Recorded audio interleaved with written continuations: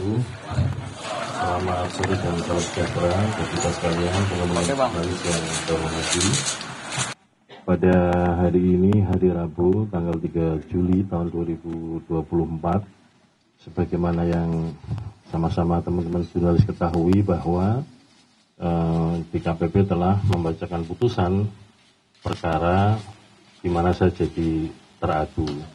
Dan sebagaimana diketahui, substansi dari putusan tersebut teman-teman sudah mengikuti semua. Pada kesempatan ini saya ingin menyampaikan dan mengucapkan Alhamdulillah, dan saya mengucapkan terima kasih kepada DKPP yang telah membebaskan saya dari tugas-tugas berat sebagai anggota KPU yang menyelenggarakan pemilu.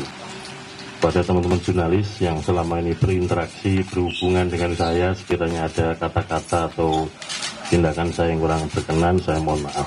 Saya kira itu yang dapat saya sampaikan pada kesempatan ini. Terima kasih. Assalamualaikum warahmatullahi wabarakatuh.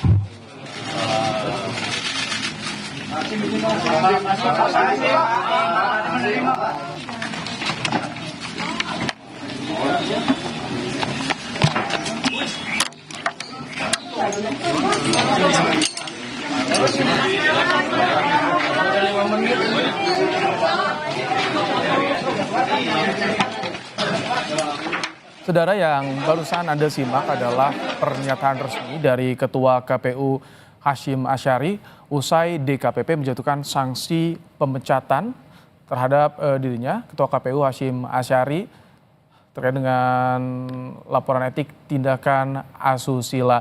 Di Breaking News Kompas TV masih bergabung bersama kami ada juru bicara KSP Ali Muhtar Ngabalin. Bang Ngabalin. Ya, halo. Bang Ngabalin, tadi sudah ada tanggapan langsung dari Ketua KPU Hasyim Asyari soal putusan DKPP ini. Nah, kalau Istana bagaimana melihat dari putusan DKPP ini? Apakah sudah ada respon pemerintah? Oh ya, ini sudah sore jadi sudah belum ada perkembangan, tapi kami punya link komunikasi internal, link komunikasi di Istana Kepresidenan, KSP, dan lain-lain. Jadi mungkin nanti setelah siaran ini saya mau lihat komunikasi kita, link komunikasi di Istana nanti kayak apa. Tapi kan ini baru juga ada press conference jadi Ketua KPU, jadi kami belum bisa berikan tanggapan apa-apa. Ini ada tenggat waktu ya Bang Ngabalin, sekitar 7 hari diminta oleh KPP untuk Presiden Jokowi pemerintah menanggapi putusan ini. Apakah akan dilanjutkan dengan penerbitan kepres atau bagaimana biasanya Bang Ngabalin? Ini untuk pertama kali. Nanti kita lihat dulu regulasinya, kedudukan DKPP, kemudian status KPU dan lain-lain. Jadi belum bisa sama sekali memberikan tanggapan apa-apa. Oke, baik. Kita juga masih bersama dengan politisi PDIP Bang Guntur Romli. Bang Guntur? Ya. Bang Guntur, boleh kita minta tanggapan sedikit soal adanya putusan DKPP yang memerintahkan memecat Ketua KPU Hasyim Asyari. Bagaimana tanggapan Anda? Perwakilan partai politik. Ya, kalau kita melihat rekam jejak Ketua KPU itu kan sudah banyak pelanggaran-pelanggaran etik sebelum-sebelumnya. Kemudian juga ada isu juga soal hukum. Ya, dari PDI Perjuangan ya menghormati apa putusan DKPP harus dipatuhi ya, apapun keputusan dari Dewan Kehormatan Pemilu itu. Dan karena selama ini juga kita melihat rekam jejaknya sudah banyak pelanggaran, ya itu mungkin sudah hukuman ya bagi Ketua KPU gitu. Oke. Itu kalau kami melihat sendiri. Baik. Mas Umam, bagaimana Anda melihat putusan dari DKPP terhadap Ketua KPU? Implikasinya di ranah politik kita seperti apa? Ya, tentu harus dipisahkan dulu putusan dari DKPP ini apakah terkait dengan konteks mekanisme kepemiluan atau terkait dengan hal lain yang kemudian memunculkan implikasi ini. Tetapi bagaimanapun juga keputusan dari DKPP rasanya sudah menjadi putusan final, dan tampaknya tadi kalau misalnya kita cermati proses press conference secara singkat juga sudah dilakukan, dan tampaknya tidak ada pesan secara khusus yang kemudian melakukan perlawanan terhadap. Oke, Bang Ngabalin, kalau dari pemerintah, Pak Jokowi terutama apakah juga memantau bagaimana jalannya sidang etik di KPP ini terkait dengan Ketua KPU, kasus Ketua KPU, dan setelah putusan ini apakah akan ada rapat atau bagaimana informasi yang Anda peroleh hingga saat ini?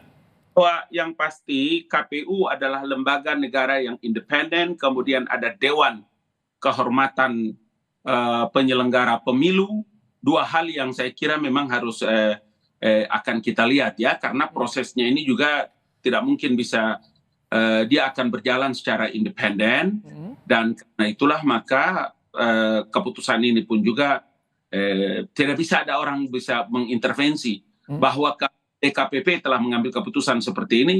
Regulasinya ada yang mengatur terkait dengan itu. Dalam persidangan pun juga ada yang bisa mengajukan banding dan lain-lain sebagainya. Karena itu saya katakan bahwa untuk kasus ini mungkin kami belum bisa memberikan komentar apapun. Baik. Karena keputusan dan apa yang diambil DKPP juga baru kan. Kita juga baru dengar apa yang disampaikan oleh Mas Hasim, Ketua KPU. Bang Guntur, dengan adanya putusan ini, apakah menurut Anda ini bisa berpengaruh terhadap pelaksanaan pilkada yang saya tahapannya sudah mulai bergulir nih, Bang Guntur? Ya, kalau kita melihat ini kan hukuman yang sangat memalukan dan menyedihkan. Tapi kalau kami sendiri kan bersama korban lah kan. Di situ kan ada korban, ada pelecehan, ada tindakan asusila. Kalau kami sendiri bersama korban ya, yang mendapat perlakuan yang tidak senonoh dari yang putusan, kalau kita tadi membaca dari keputusan DKPP, maka kalau itu sendiri juga pasti publik juga akan menilai bagaimana kualitas seorang yang katakanlah harus bisa menjadi seorang yang punya integritas, apalagi Ketua KPU ini baru membacakan khutbah Idul Adha di depan Presiden Jokowi. Waktu di mana itu? Di Semarang kemarin, soal bagaimana menyembelih sifat kebinatangan, tapi ternyata vonisnya dari DKPP seperti itu, ya publik juga pasti akan menilai. Dan biasanya kan kalau orang menilai kan tidak hanya melihat kepada suatu kasus, tapi kepada integritas orang itu sendiri. Oke. Begitu, Mas. Ini harus ada jaminan dari penyelenggara pemilu, terutama karena pilkada sudah mulai bergulir, agar tidak terganggu dengan proses ini. Terima kasih Pak Muhtar Ngabalin, Bang Guntur Romli, Mas Ahmad Khairul Umam telah bergabung bersama Kompas TV sore hari ini, dan Breaking News Kompas TV kami akhiri. Kita akan kembali di Kompas Petang, saudara.